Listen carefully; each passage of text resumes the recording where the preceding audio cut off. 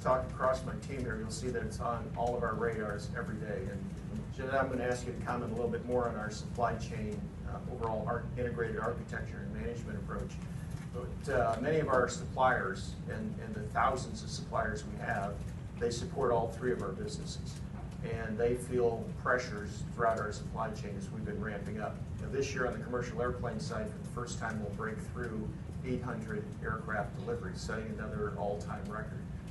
We see that headed north of 900 by the end of the decade. We are growing our services business, growing our defense business. That's adding additional stress in our supply chain.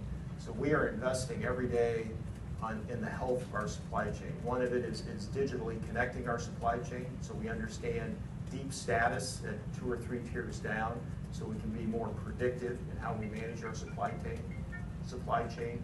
That digitization effort is really important to us.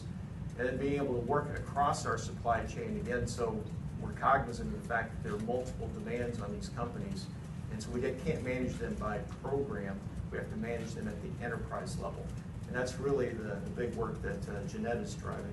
Jeanette, anything you want to add on sort of how we're addressing supply chain risk overall? Sure, thanks.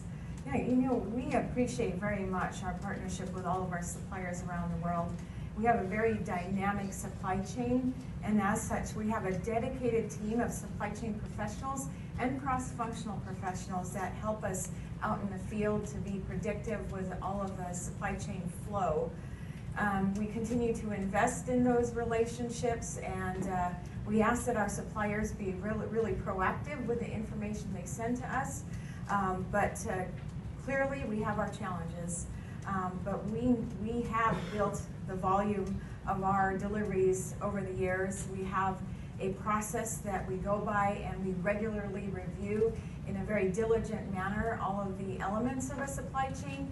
So we continue to see hard work going forward, but we know where to look for the risks, and we know how to mitigate the risks together. I'd say another important area for the future is with the supply chain investing in talent, right? So as we're looking across how do we develop our supply chain for the future, one of the restriction points is going to be bringing new talent to bear, manufacturing technology of the future, design technology of the future. So across Greg and Jeanette, we're working that. I know Heidi, additionally, as we think about talent investment and cooperating with our supply chain. Any thoughts you want to add on that? Well, I think Dennis, you kind of said it at the front end. I mean, talent is our fuel for innovation. It is a key ingredient in us delivering value to our customers and to all of our stakeholders going forward. So, the investment in talent is front and center for all of us.